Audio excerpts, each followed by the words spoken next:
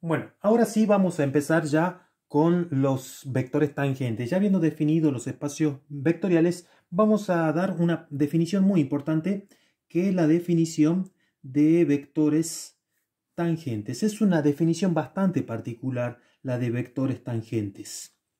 Porque normalmente cuando hablamos de vectores tangentes dentro del análisis matemático, tenemos una interpretación diferente a la que vamos a hacer, diferente en cierta forma y muy similar en otra.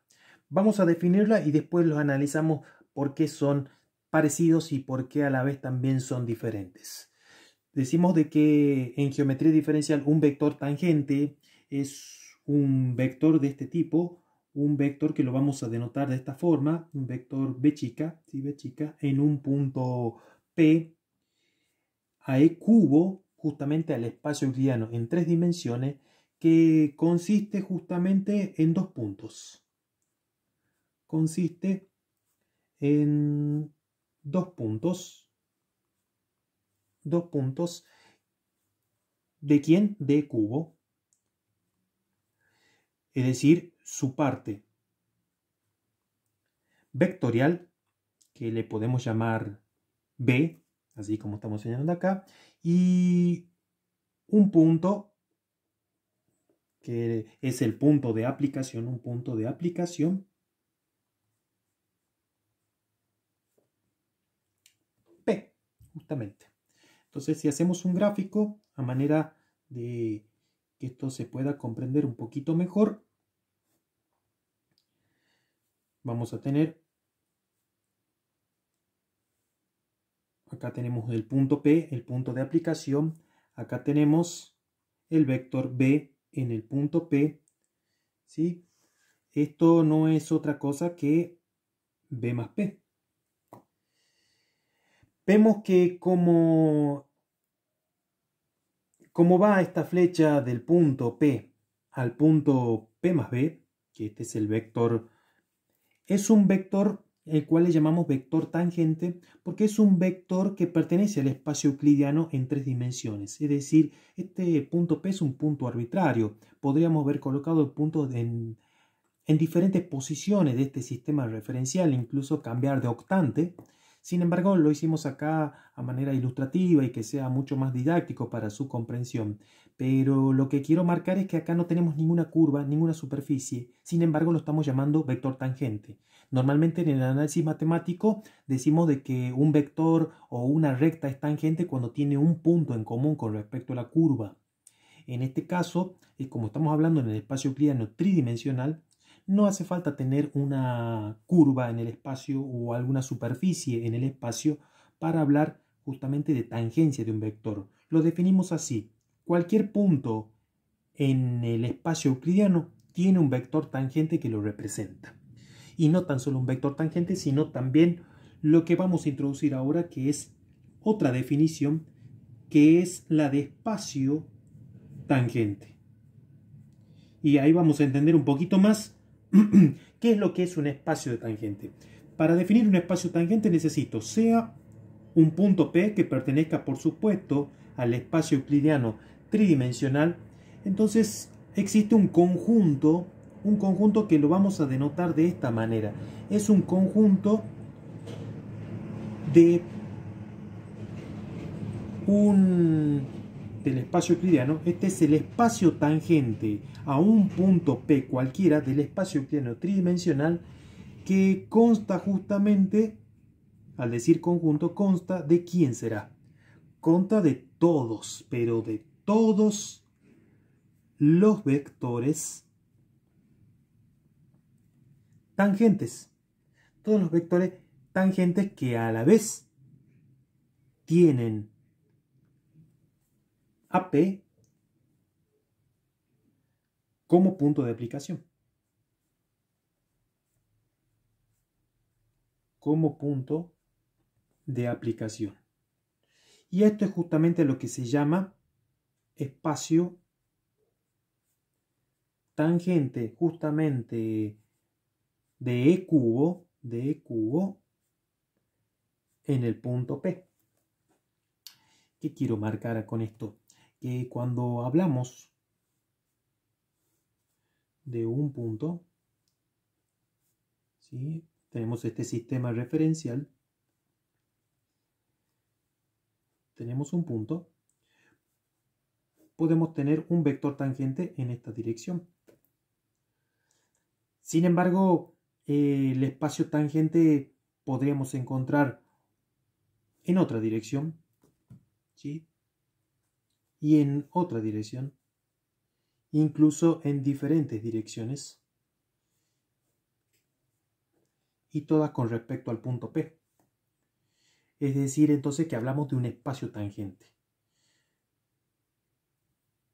Acá hablamos de un espacio tangente en el cual consideramos a P como punto de aplicación. Bueno, y ahora sí, vamos a darle rigurosidad y vamos a definir lo que es campo vectorial. Campo vectorial. Bueno, supongamos que tenemos una B grande que va a ir del espacio tridimensional al espacio tridimensional euclidiano, el cual va a ser otra cosa que una función, no va a ser otra cosa que una función que a cada punto P de E cubo, le asigna un vector tangente, que nosotros lo vamos a denotar B de P, a E cubo, ¿en quién? En el mismo P. Sí, bueno, lo que significa esto es que si tenemos un eje tridimensional, lo vamos a ver así, en Z, un punto P, por supuesto que pertenece al espacio euclidiano tridimensional, y bueno, acá vamos a tener otro, porque vamos de E cubo en E cubo, de acuerdo a la definición de campo vectorial, porque es el campo vectorial que nos interesa en realidad, porque no necesariamente tiene que ir de cubo en E cubo, pero como les dije al principio, nos interesa justamente la dimensión 3 y la dimensión 2. Las dimensiones más altas se las generaliza directamente por analogía. Bueno, vamos a suponer que tenemos un punto, que acá es el punto, ahora va a ser B, es decir, el campo vectorial valuado en el punto P, que va a tener más o menos así, y que va a estar dado por F. Así vamos a obtener diferentes. Así podemos decir que un campo vectorial es simplemente un conjunto de vectores o de flechas en donde cada una posee un punto P de cubo, con el cual, bueno, ya hemos definido de una manera mucho más rigurosa lo que corresponde a un campo vectorial.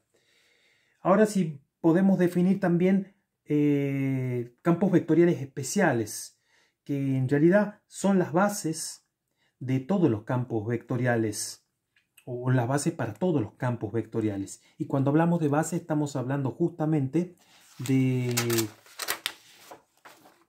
la base con la cual trabajamos en álgebra lineal. Recuerden las condiciones para decir de que una base o un conjunto de vectores es una base, tenía que cumplir dos condiciones. Es decir, primero que nada debían ser vectores linealmente independientes, y la segunda condición es que debía ser un espacio generador. Si cumplía esas dos condiciones, estábamos hablando que ese conjunto de vectores correspondía a una base. Vamos a definir primero, vamos a tomar una definición en donde vamos a llamarlo de esta manera: sean, o lo vamos a denotar de esta forma, U sub 1, U sub 2, U sub 3, lo vamos a llamar U grande, campos vectoriales.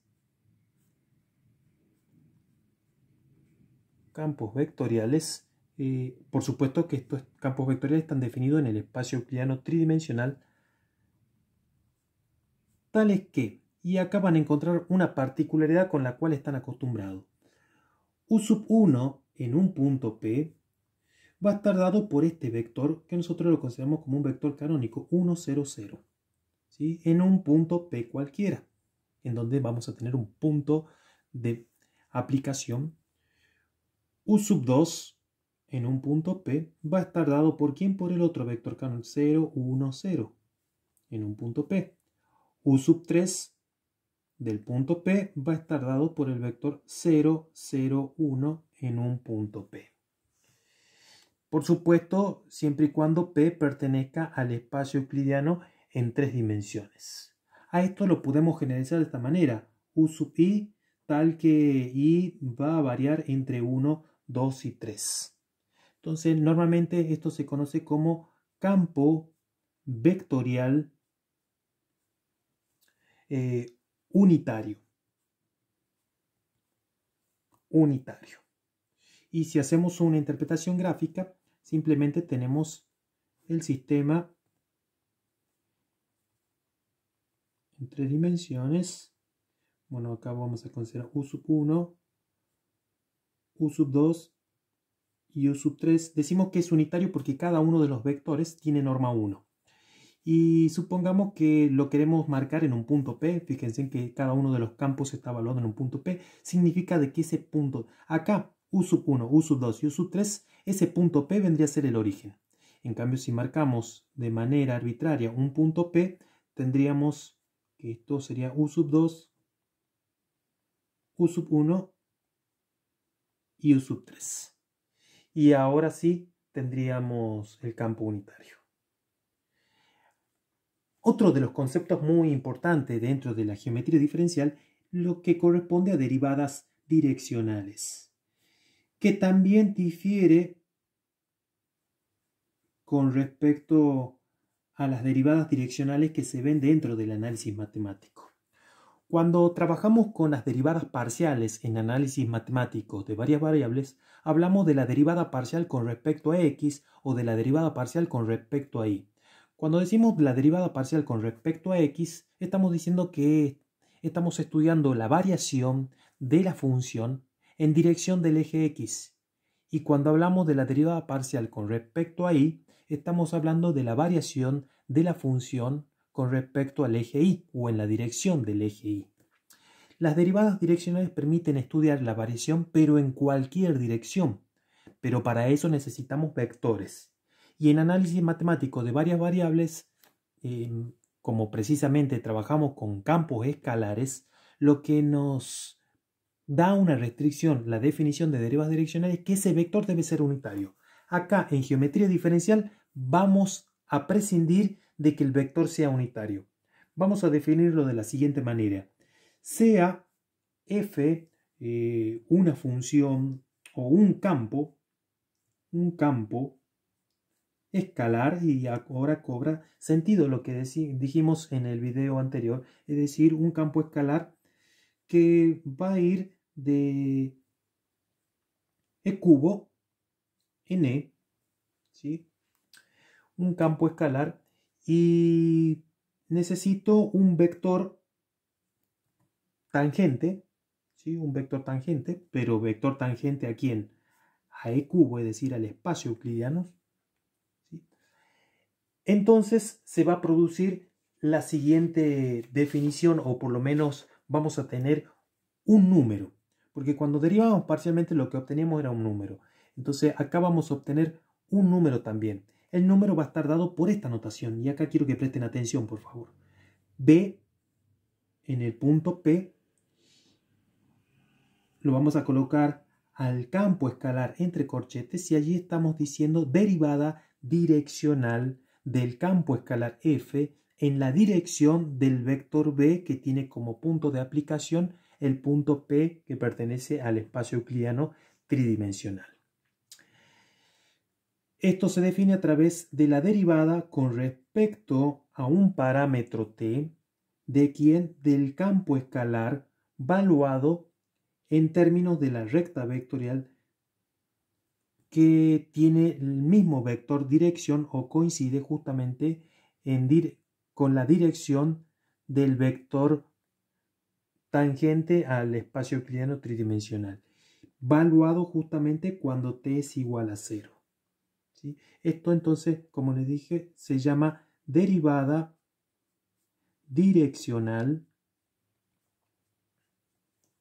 df con respecto, esto de decir con respecto o en dirección, es exactamente lo mismo, del vector tangente de B en P. Bueno, como les decía, para hacer un comentario, en análisis matemático de varias variables, esta definición se le agrega una restricción más, que es la que este vector debe ser un vector unitario. Acá vamos a prescindir, no vamos a imponer esa restricción. ¿Qué significa? ¿Cuál es la interpretación de esto? Bueno, esto nos brinda una información sobre la tasa de variación inicial y justamente sobre la variación inicial debido a que t es igual a 0. Es decir, la tasa de variación inicial de cambios de la función, en este caso del campo escalar f, a medida de que p avanza en la dirección del vector b. Así que esto tiene una interpretación bastante aplicable para la física. Bueno, ahora podríamos desarrollar un ejemplo. Supongamos que tenemos un ejemplo, vamos a poner ejemplo, un campo que va de E cubo en E, tal que f de x, de y y de z va a estar dado por x cuadrado z más y. Bien, y que necesito un punto P, que le podemos llamar 1, 1, 0, ¿sí? Y un vector, y el vector B que va a tener, por ejemplo, 1, 0, menos 3. Entonces, lo primero que voy a hacer es formar la recta. Esta recta que tengo acá la vamos a formar, es decir, P más TB.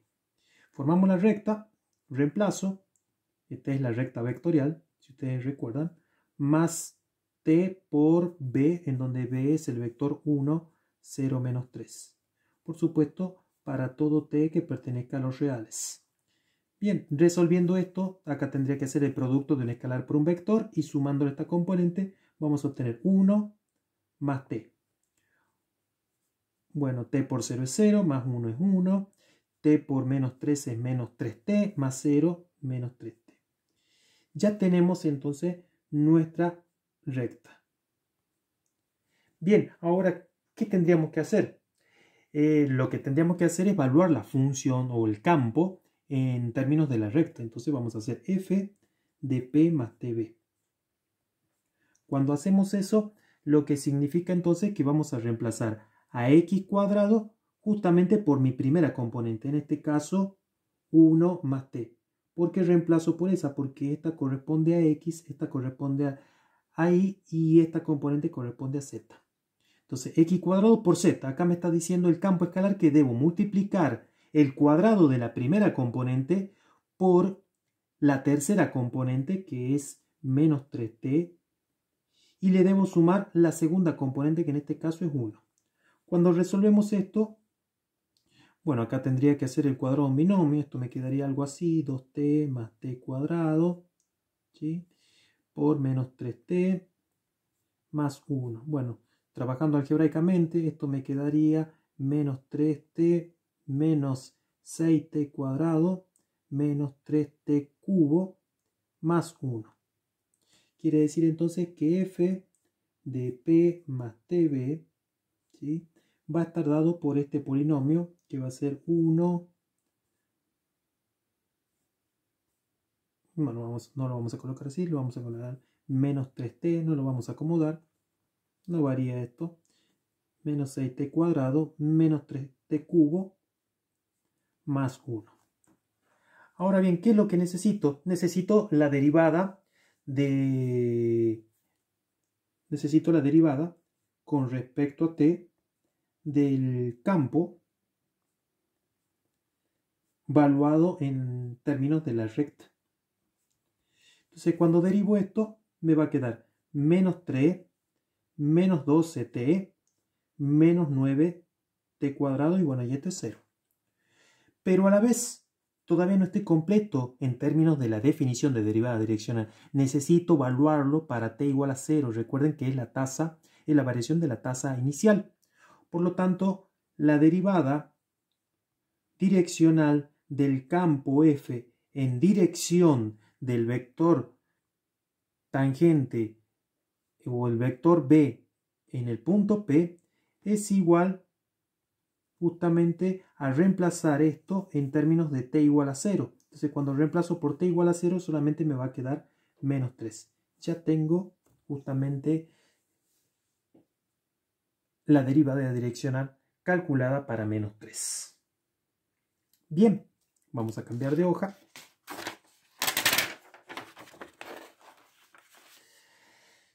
Esto es entonces lo que es derivada direccional. Hicimos un ejemplo. Vamos a ver las propiedades de la derivada direccional. Hay propiedades de la derivada direccional muy importantes que la vamos a utilizar. Perdón, derivada direccional. Bien, las propiedades de la teorema de la derivada direccional deriva justamente de un teorema. El teorema establece lo siguiente. Este teorema necesito tener dos campos escalares, es decir, f, que pueden ir justamente de e cubo en e, y otro campo escalar que también va a ir de e cubo en e. Estos son campos escalares.